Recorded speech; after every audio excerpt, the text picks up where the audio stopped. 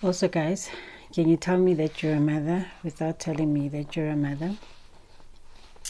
Yeah, this book is my book, but it seems to have turned out to be our book.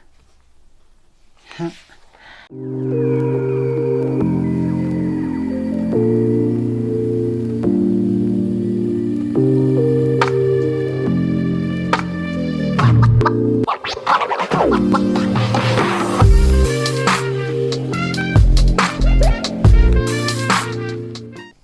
Hi guys, welcome back to my channel.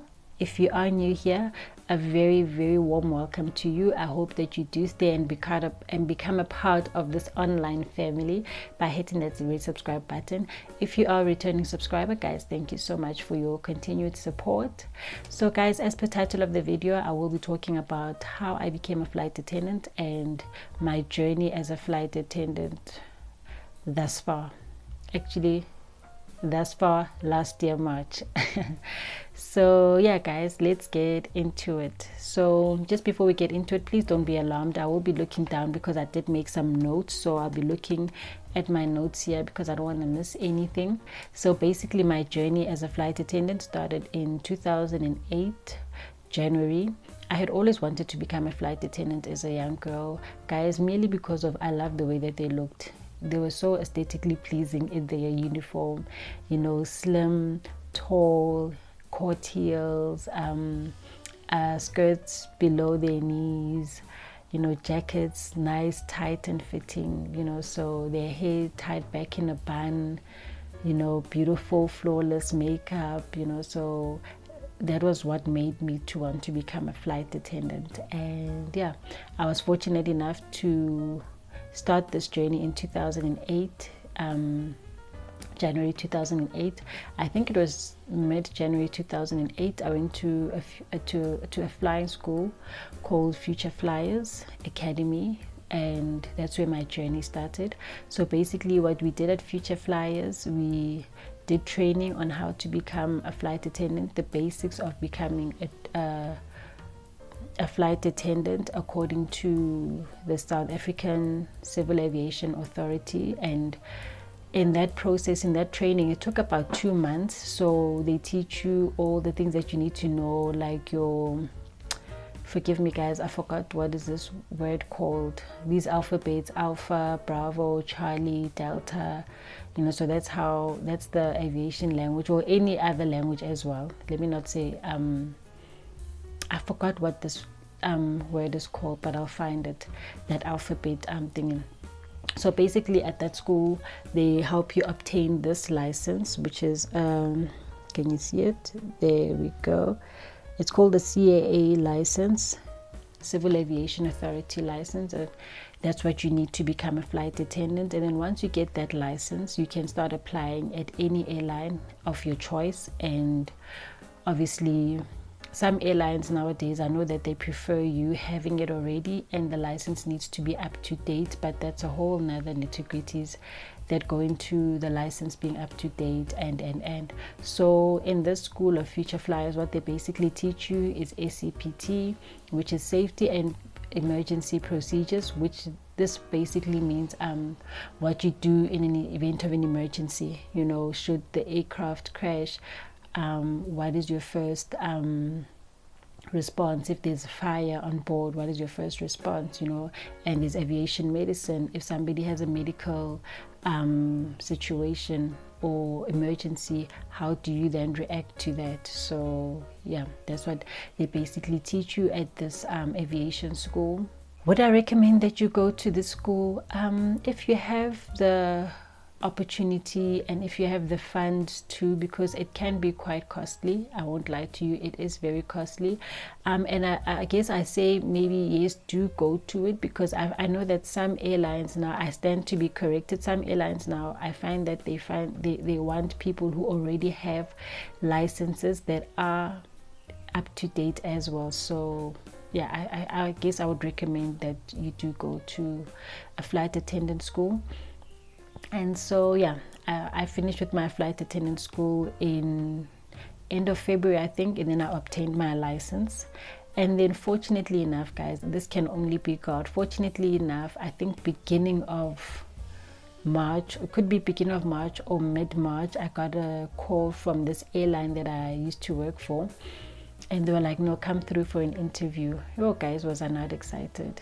Yo, I was so excited. I was like, oh, finally my dreams are coming true. You know, I'm 22, my dreams are starting to take off. You know, I went for the interview, guys. I had no clue.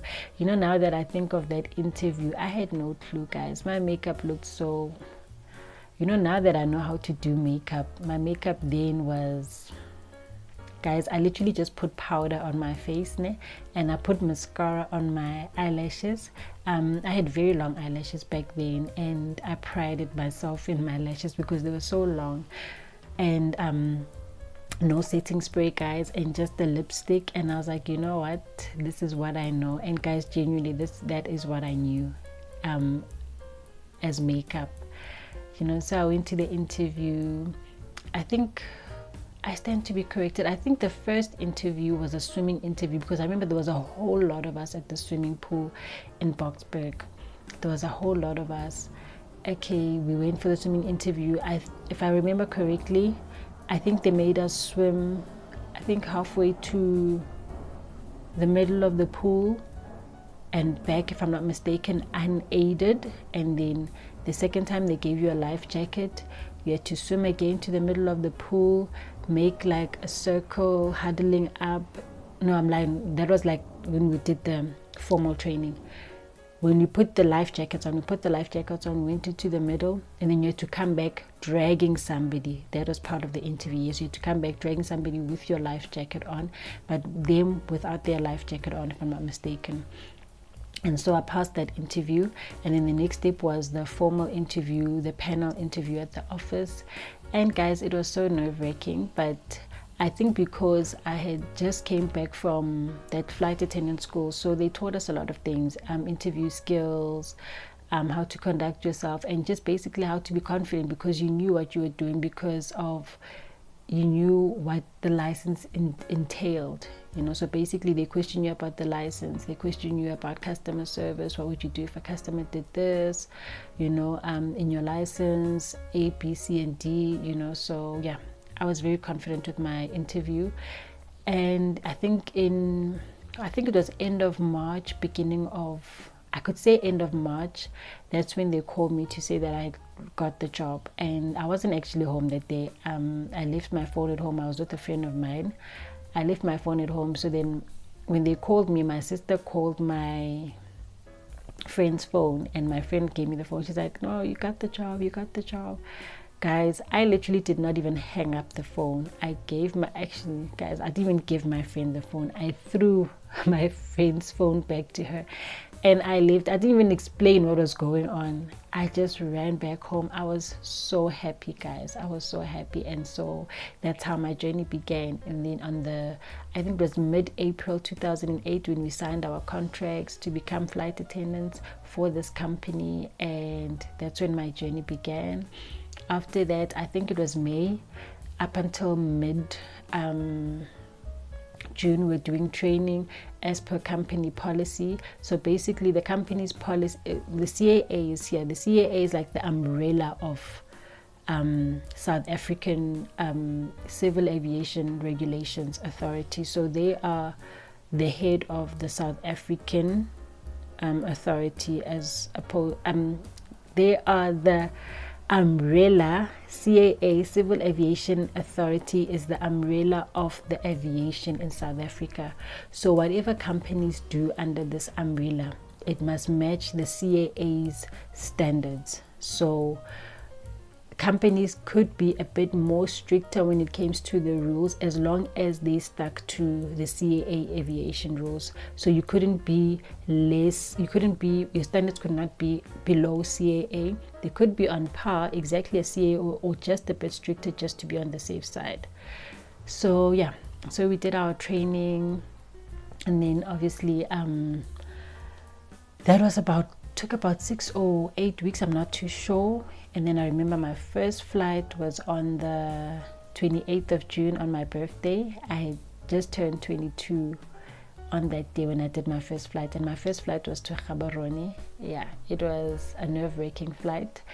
It was a 50 minutes flight, and in this 50 minutes the flight needs to take off and land, and in that time in between you still need to make loads of an after takeoff announcement welcoming your passengers on board, and then you need to stand up and serve them. When the aircraft is at a certain level, you need to stand up and serve your passengers. And so that was a morning flight, so you still have to serve them breakfast, so which is your tea and coffee and your breakfast, depending on what the breakfast was, so, and you still have to serve them juice. Like, you have to basically serve them what they would like according to that menu, so which was tea and coffee. So it's either they have tea, coffee, juice, or water.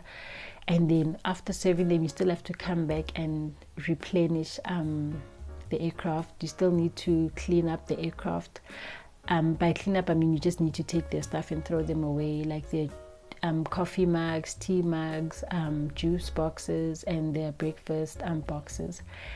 And then after that, you still have to secure the cabin. Securing the cabin meaning you need to make sure that everything is in place, like there's no bags at the emergency exits, there's nobody who's sitting with their bags on their laps, there's everybody's seatbelts are tied, and then you can sit down and then tell the captain the cabin is secure. Cabin secure means everything is in order, we can land now. So that was quite a nerve-wracking flight for me, and yeah, but it was a beautiful experience, a beautiful experience. So yeah, that was my journey as a flight attendant. So the rest was history up until there, because I eventually got used to it. And another thing, when you get back to Joburg, you still have 50 minutes from takeoff to landing. The only difference is that when you land in Joburg, there's a thing called uplift, like restocking. You still have to restock everything before you land, because you obviously have to see what you used and what's missing, what needs to be topped up. So you need to do all of that before you land, plus breakfast, secure the cabin, clear up the cabin. So yeah, that was quite nerve-wracking, but as you go by with time, you get used to it, and it literally becomes second nature. I did make a list of my pros and cons of being a flight attendant, so I'll be going through that with you. My first pro is that you get to travel a lot for free, and I think that's an obvious. Because most people obviously associate being a cabin crew with traveling a lot. Never mind the fact that you travel a lot with work. Yes, you travel a lot with work, going to places, obviously other places and stuff, but the thing is, people don't understand that sometimes when you're at a place, you don't even get time to go out and explore the place. Literally, sometimes you just go to a place, you end at the airport, and then you get the people who clean the aircraft, which is like about maybe a 30-minute turnaround time. That's what we call it, while you wait for other passengers.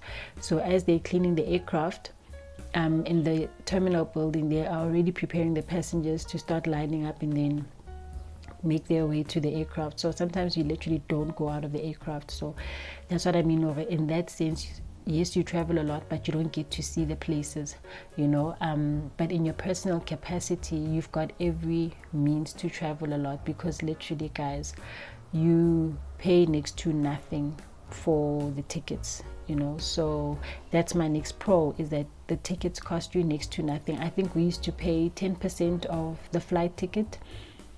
So yeah, that was fantastic, because I remember the other year actually, I once paid, we were going on a family trip, and I think for my youngest son, I paid 50 Rand, guys. 50 Rand return ticket. So return, for those of you who don't know what a return ticket is, when you buy a ticket at the airport or online. It's basically saying you're buying a ticket to go to your destination and to come back, hence it's called return. And then if you are going to a destination and you're not coming back, that's called a one-way. So I literally paid 50 Rand for a return ticket for my youngest son, and then for me and my mother and my oldest son, it was 350 each return.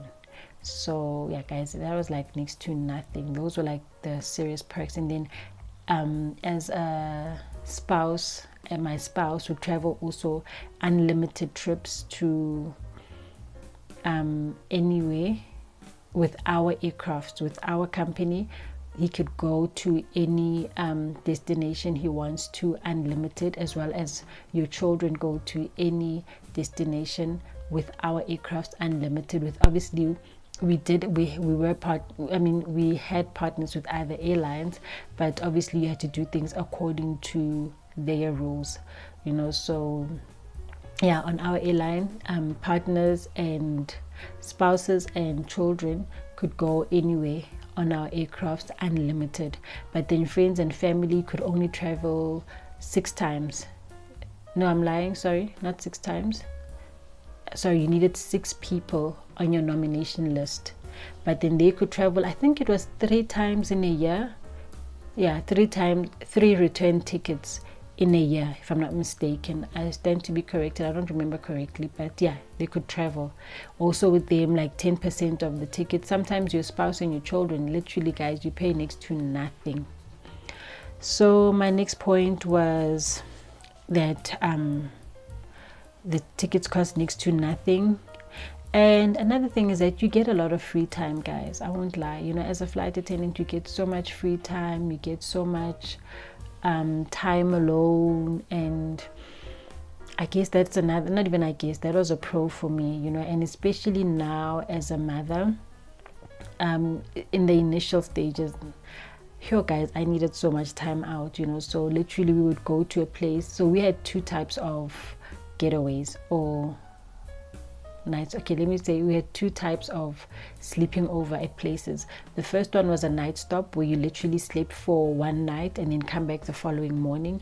And then the other one was a string. So a string basically means maybe like 3 consecutive days where you stay in that place. For instance, you stay in Durban and work out of Durban for 3 days, and then on the 3rd day you're back home, or 4 days, and then on the 4th day you're back home. So maybe you find that you're doing your Durban to Cape Town, your Durban to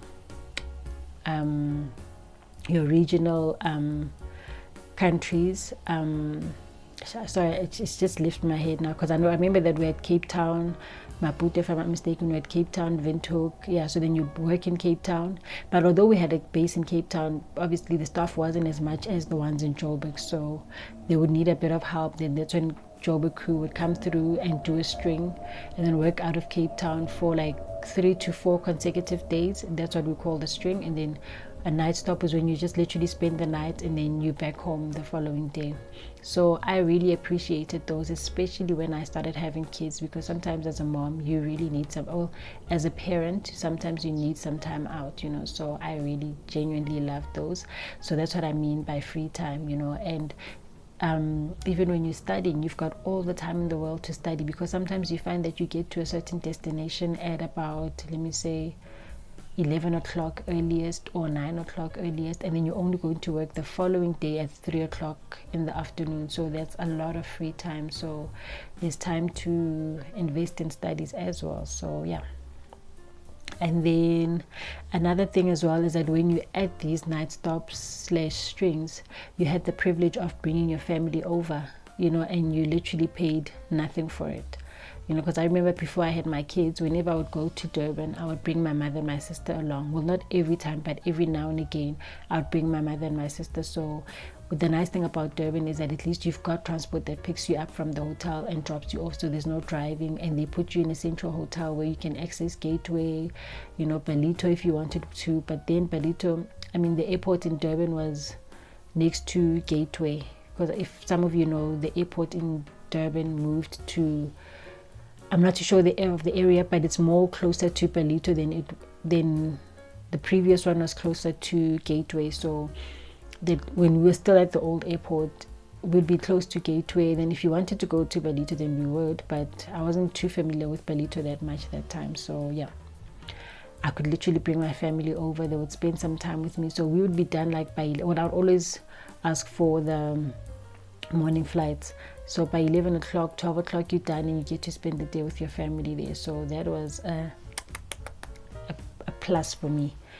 Then the next point was that you get discounts on duty free. For those of you who don't know what duty free is basically when you buy your perfumes, watches, sweets, anything at the airport, that's duty free. So other people, obviously your passengers would get them at normal prices. With us, sometimes that we would get them at discounted prices. I say sometimes because depending on the duty free coming back from the international side, coming back into Joburg, some places didn't allow you to buy. If you came back from certain flights, you were only allowed to buy. For us, like for instance, you could only buy when you came back from Congo, you know. But going into the international, going for your flight to do an international flight, you could buy, and then you could still get a discount because you were crew. So yeah. And then this one is actually a pro and a con, the working hours. I used to love the working hours of the airport because I was still young, you know, and I just found my freedom, you know. So I liked working at 5 o'clock in the morning, seeing you coming back home at 10 o'clock at night, you know. But yeah, eventually that became a bore, but I'll get into it. But that fascinated me, guys. So at 4 o'clock I'm out in the streets, like I just felt like I'm mean thugging. I felt like I'm this mean thugging chick. But yeah, but eventually that got to me, but I'll get into it just now. And then you get to look all dolled up just to go to work. How's that? You know, but obviously if you know for your skin and are skin conscious, or I guess everybody's skin conscious, you know that you wouldn't like to wear makeup every day. So some days you do a glamorous beat, some days you'll just play it a bit subtle. And guys, another pro is that you get to meet a lot of people, guys. Like you get to meet so many different people. As cliche as that might sound, you get to meet so many different people, so many different cultures. Here, guys, it's fascinating, the cultures that you meet and how we are so different as people. You know, like the other day, let me give you an example. Before I cut my hair, I used to have like wig lines, or nakubita muloho. They get you know, that wig lines, and then it's like they tie a pony here, but it's flat. I used to do those. That was my favorite hairstyle. So, and I had noticed this in one of our passengers, because that's the thing again, guys. You meet these people and they become frequent. It's like basically becoming colleagues with these people, because some of them you'd see them like every other week. So with these ones to Hoedspruit, it was more of our tourists. So you end up even knowing the people, you know the people of the destinations. But I'll get back into that. So we knew that Hoedspruit was mostly tourist, and this man was so fascinated, guys, by just those wig lines. I remember I was flying with this. Sorry, my camera cut me off there. I don't know why. But anyway, this man was fascinated by our hair. And he was literally taking all these angles of our hair, because she had that baby tongue straight up. When you do she had a straight up pony. It's like cornrows, but in a pony form with hair extensions. And then he was showing us his camera. On his camera, he had all these different hairstyles of all these African women. Obviously some of them I'm thinking that they were American, but he was just fascinated by hair. So yeah, you get to meet a lot of different people, and I guess that was also fascinating. And then my pros and my cons. My cons, like I said, the working hours started to bore me, especially as when I became a mother. You know, I started dreading the 5 o'clock morning flights. I started dreading the late flights, because sometimes our latest flight, I think, landed at 10 o'clock and you'd only be here at 11 o'clock. You get home, the kids are sleeping, you know, and you find that yes, sometimes you land late at about 12 o'clock midnight or 1 o'clock in the morning, and you still have to wake up in the morning, be a mom, prepare the boys for school, and so the working hours started to become a bore to me. And that's when I started dreading working as a flight attendant, just merely for the working hours. And then another con was that I hated the fact that you were limited in terms of hairstyles. Like you couldn't have color, you couldn't have long hair, or you could have long hair but you had to tie it up in a bun or tie it up neatly, but they wanted a bun, so you couldn't even wear a wig. Well, you could wear a wig those long ones if you wanted to, but now it just irritated me because, you know, when you tie your hair for too long, it makes that uncomfortable, not even uncomfortable, but that ugly ponytail line. So I never used to like wearing wigs at work. I would wear them like once in a while, but I'd wear these short ones. But even with those short ones, somehow you had to tie it back. So I just stopped wearing wigs all in all. So yeah, and guys, stockings, believe it or not, stockings were my nightmare, especially on hot days, guys. Yo, those stockings would be like literally up to here, because I used to take like I think it was super large stockings, because I wanted them a bit higher so that they don't become too tight, and merely because of I didn't want them to run easily or to tear easily. I found that super long stockings didn't tear or run easily on me, like quickly, and I found that those super tight ones, before you know it, they're running. I think maybe because of you always having to squeeze yourself in it and pull and knit, so that's why they tore easily. And I hated the standbys, guys, I won't lie to you. So for those of you who don't know what standby is, standby, we had 2 types of standby. We had actually no, sorry, 3 standbys. We had an office standby, where you're literally in the office from 5 o'clock in the morning. If you don't get a flight, then you can leave by 11 o'clock. But if you get a flight, then you must land latest by 2 o'clock, I think. So anyway, that one I didn't mind it, because I mean, you could tweak it a bit. You could get to the office and still stay in the car. Just give them a call and tell them, listen, I'm here, I'm just in the car.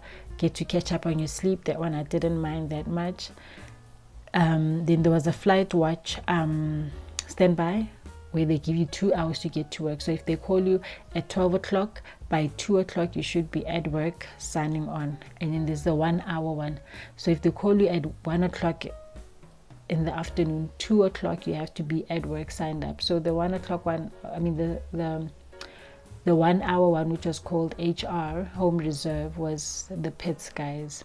Because imagine they call you in the morning at about 7 to be there at 8, traffic ring.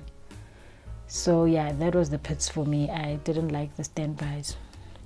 So yeah, guys, that's how my journey was. And did I enjoy my journey for all those 12 years working as a flight attendant? Yes, I did. I genuinely did. But I guess just like any other job, there are pros and cons, like I mentioned. And sorry, I just want to put that down. There are pros and cons to any job, you know, and obviously as a human you evolve. The things that you liked before, now you don't like anymore. Obviously there's things that changed in my life. I had kids and I realized that I needed to do some readjustments, because I'm that type of a mother. I want to be there, guys. And I'm not saying other mothers don't want to be there if they're flight attendants. I just want to be there. I want to do the morning drop-offs. As much as draining as they are, I want to do the morning drop-offs. I want to do the afternoon pickups. You know, I want to do the afternoon baths. You know, I want to do the bath times. I want to do the supper time, breakfast time with my kids. You know, so I guess in that sense, that's where I was saying why the hours started becoming a bore to me. So yeah.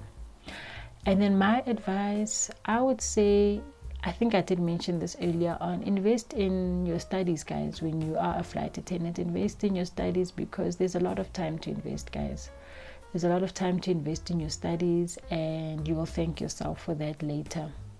And another thing that I'd also suggest is that drink lots of water, guys, because you are constantly in pressurized air, you know, and that can ruin your skin, guys. That can ruin your skin. Invest in water and a good diet. Make sure that you eat well, because you are always on the road, guys. Well, always on the road, always in the sky. Yeah, you are always on the move. So make sure that you invest in a good diet.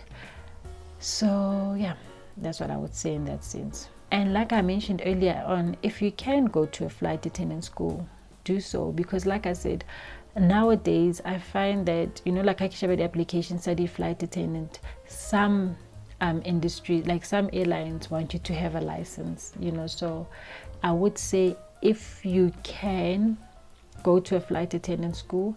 But I know that it's not flight attendant schools as per se, but they do aspects of your licenses, you know. So you get your ab initio training. The ab initio training is your initial training as to how to become a flight attendant.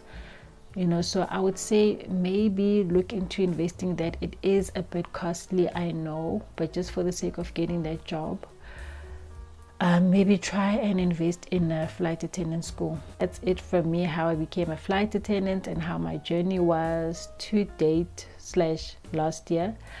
Like I said, it's just like any other jobs. There's ups and downs. There's some days where I enjoyed it, some days I didn't enjoy it, just like with any other job. So yeah, would I go back to flying now? No, I wouldn't go back to flying. I feel like I've hung my boots for flying now. Yes, although things didn't turn out the way that I wanted them to, but I think that was just God moving me out of my comfort zone.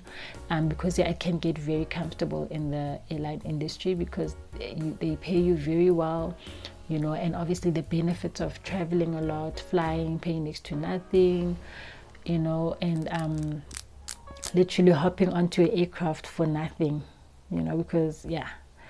So would I go back to flying? No, I wouldn't go back. Did I enjoy my time in flying? I definitely enjoyed my time in flying. And would I do it again in my next lifetime at the same age? I definitely would. Make different and better decision. That I definitely would. So guys, thank you so much for taking the time to watch this video. I really do appreciate your time. Like I always say, you could be anywhere else, but you chose to sit down and listen to me talk about my journey as a flight attendant. If you have any questions about being a flight attendant or any questions related to the airport, flight attendant, flying, flight attendant school, please do drop your comments down below and I'll definitely answer the questions that I can. If I can't, I'll definitely refer you to someone or somewhere where they can address your questions. So guys, thank you so much. Till I see you again. Bye for now.